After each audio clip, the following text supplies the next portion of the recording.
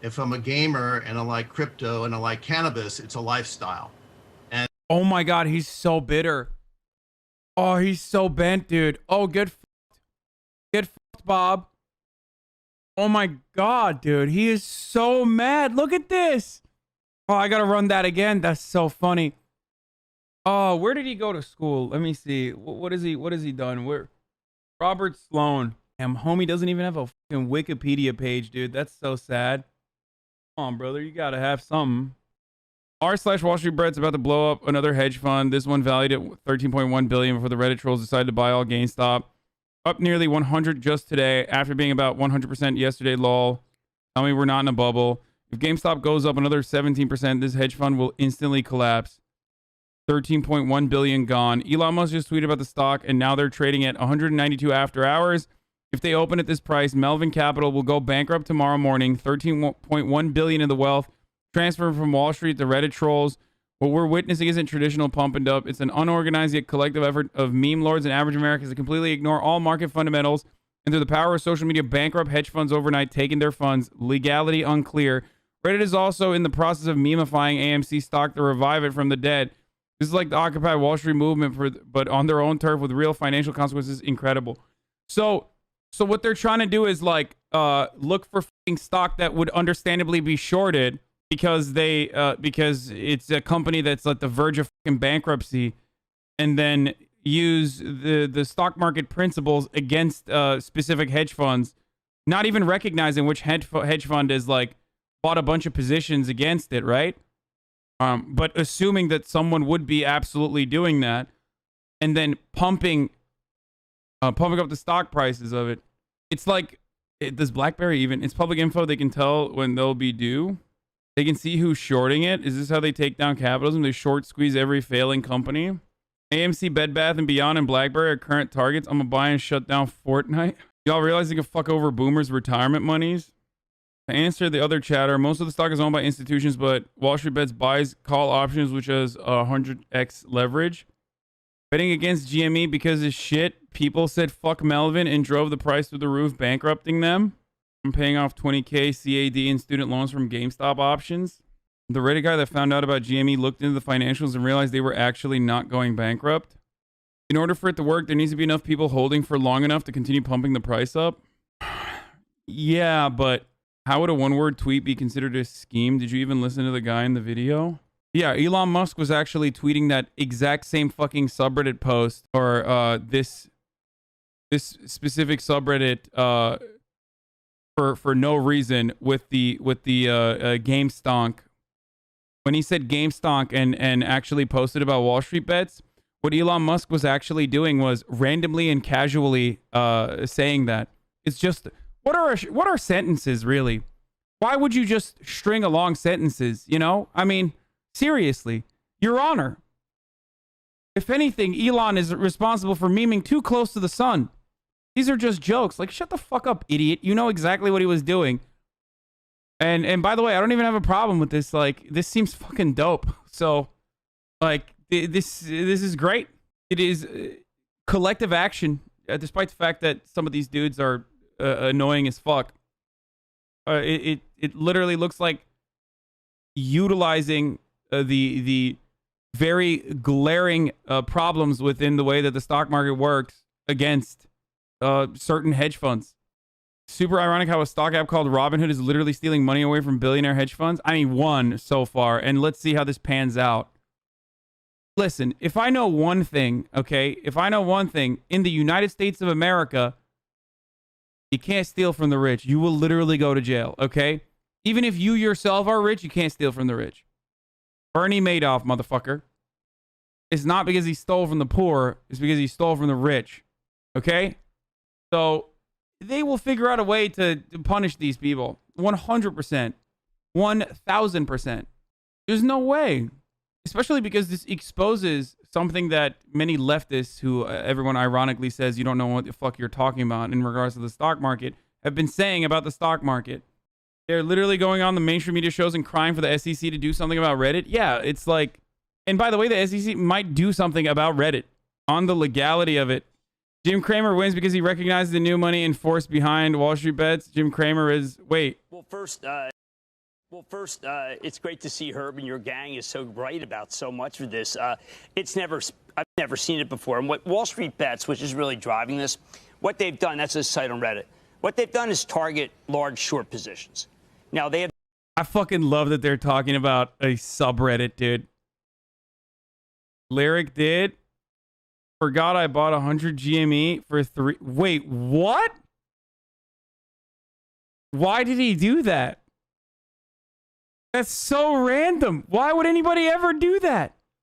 How many people are out there who have fucking dusty ass Bitcoin wallets with like millions of dollars in it, but they just literally can't open it? That's the real question. I mean, good for them, dude. Honestly, their Discord calls a 2020 version of being on the market floor.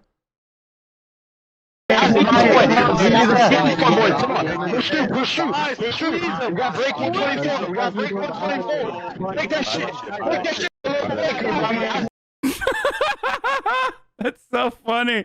Oh, Jesus, that sounds horrible, dude. That is... I bought 60 AMC stock at $2 literally this month because I thought maybe after vaccines it would go up. I love the idea of like literally rewarding people for making the wrong bet. I think that's great. I do. I like punishing institutions in a way that they could not foresee by literally rewarding people for doing the wrong thing.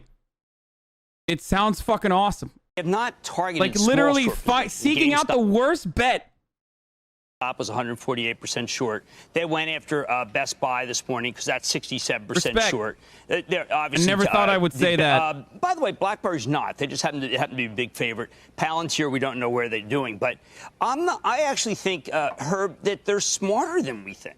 They're after the ones that are too shorted. No, short selling is not dead. But they're very smart about what to target. Wait a minute. What you just said, target. Imagine if this destroys, like, actually, I don't know if it would ever do that, but, like, it just destroys short selling. So here's my question. How is it that they can target, and that's legal, and if there was, in the old days, a bear raid, that was illegal? When does this become manipulation, Jim? It's such a tough question because, remember, what's manipulation? How about if an analyst came out right now and said, I think GameStop is going to 250? Would we give that person a pass? Yes, because of the First Amendment. No, listen to me. Different. It's First Amendment protection versus the idea of a group getting together to bust the shorts. But if the group is not... But the group is literally kind of there in the form of a subreddit. I mean, there's no, like... It's on questionable enough grounds that they could probably take action just to fucking put the fear of God into people. Do you know what I mean? It's just a lot of people who love it. It's going to be very hard for the U.S. Attorney to do anything, Herb. What is it? The SEC. They're not. What kind of case do they have? We like the stock. We like the stock. I mean, that's the case where Ryan Cohen got in. He bought 15% at $8. He's on the board. We like the stock. How is that bad? Or do you think that they're concentrated and doing some sort of manipulation if they say they like the stock? Well, I don't know if they're concentrated because I don't have subpoena power and I can't really go out and look at it. I could argue I don't even know if there are foreign powers at work here behind the scenes trying to make chaos on the market. Oh my God. Okay, dude. Oh, dude, liberals are so fucking annoying. Oh, my Lord. Oh, it's Russian involvement, maybe? Please. SEC, please. People that aren't supposed to make money off the stock market are making money. Maybe it's China. Maybe it's China. Please. SEC, please, why won't you do something? It's like he's more mad that people that aren't supposed to be making money are making money. And he's not in on it. Let me ask you this, Jim, because I think Mike Santoli, look, there's a good number of people probably not a lib. He's absolutely a lib. All these motherfuckers are liberals, bro. They live in New York. They are the reason why the Democratic Party is so fucking pro Wall Street deregulation. Because these guys are all liberals. We're like, I'm not investing in CNBC. Of course they're liberals. These kinds of stocks. I don't know what the heck they're talking about. I'm really not interested in it. They're peak Jim, Democrat. Mike brings up what really is the cogent point for the broad audience. This is a sideshow. Does it at some point disturb the main event. I think that more people are worried that it's going to disturb the main event than it is. It is a sideshow. What happened in GameStop? Okay, so the big trade was to be long the 40 calls and to be short the 60 calls. So they forced you to cover the 60 calls. They, being the market makers, had to cover. They started covering around 4 o'clock. So you did not, if you own the 40 and you're short the 60, you got caught here because you were not able to sell the 40 at the same price that you got closed out in the 60. So you see that they were closing out and closing out and closing out. And Pete, you know this. And then once it was done, boom. I mean, anyone who was long it from the 40 calls doesn't have the capital. So that's why it came under pressure. By the way, Hassan, you know you were contributing to it? Yeah, fuck yeah. Great. That's awesome. Yeah. I love it. That's awesome. It just shows you, too, what, like, okay, we came into the show today, Jim, saying, okay, we're going to lead with technology. NASDAQ's ripping today. We're leading into a bunch of really critical earnings. And then we see what's happening with GameStop and the rest of the market story, and we're like, what in the world?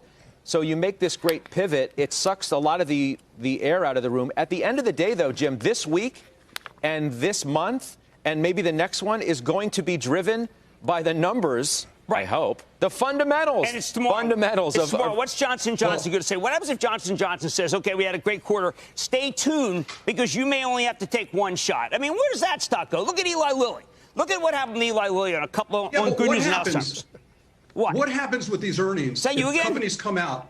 What happens with these companies, Jim, if people come out, and we know it's when the company stands up and the company says it's not quite what you expected it to be at these levels. And what I think is very interesting as I watch it, as these stocks go higher and higher and higher, executives are human beings. They have feelings. They get caught up in it too. Now they have a... Oh my God.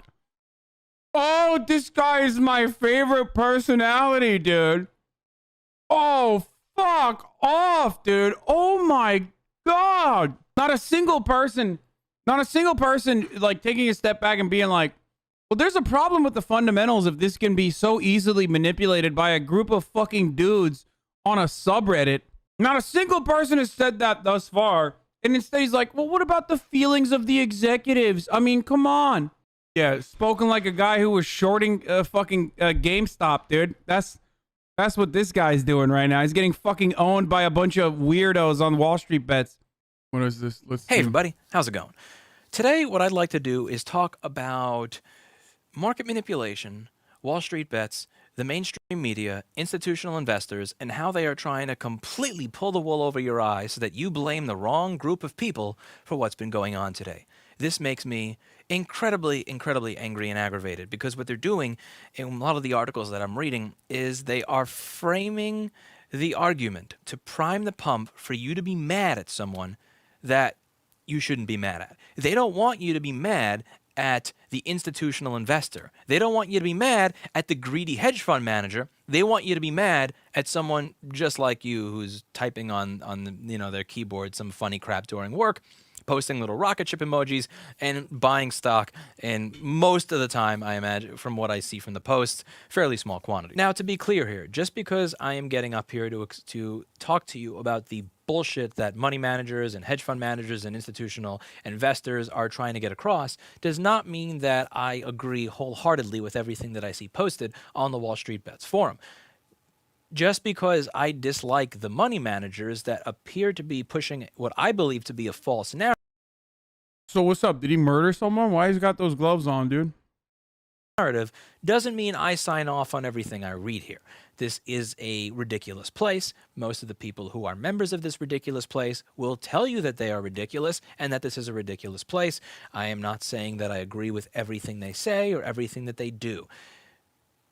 All I'm saying is that this is a two-sided story, and at this point in time, I believe that you are hearing one side of it. So what went on, and what is it that pissed me off about it, and how are we going to dig into this? So what we're talking about is GameStop going from around $4 or $5 earlier last year to all the way up to $180 $140 today. So GameStop is a retailer of video games. As you can see, over the past 5 years, their market cap has kind of been bleeding out slowly.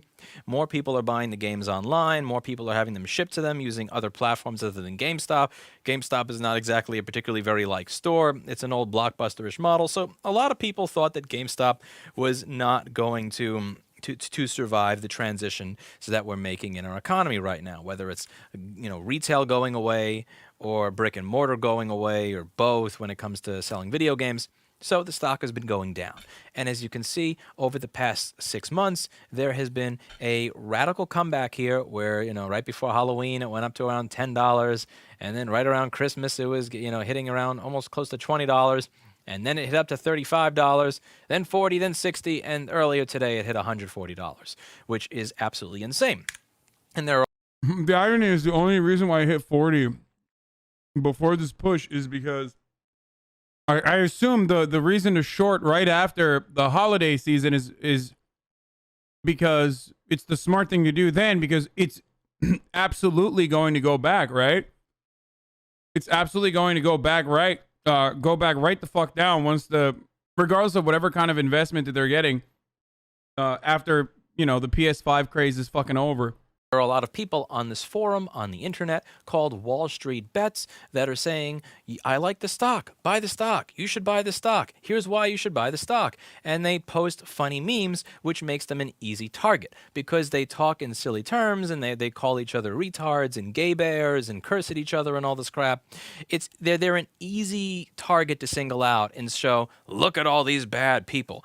When in reality, again, they're memeing, and realistically speaking, that's probably how people talk on the trading floor anyway. My dad was a broker in the late 80s, and this is how a lot of people talk. It's actually usually much worse than this. Anyway, so what's going on here? Well, the news is going to make you think that these people are all evil market manipulators that sat down and hacked something or did some evil thing to manipulate the stock to make it go this high, as if nobody else had a hand in this occurring.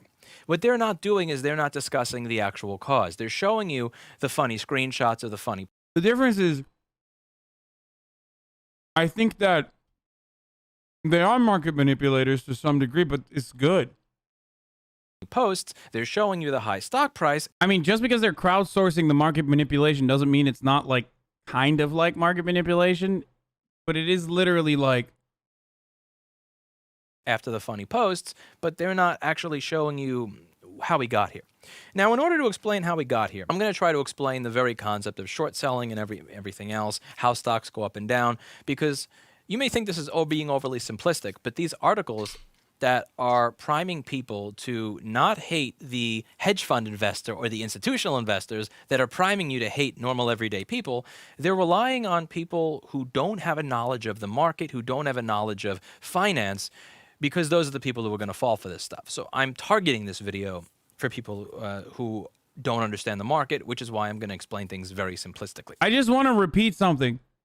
Even if it is literally market manipulation, it's good. If the market opens up at current price tomorrow, they will go bankrupt. Shut the fuck up. When do they have to pay? It already happened? How long do they have to hold? Until Thursday?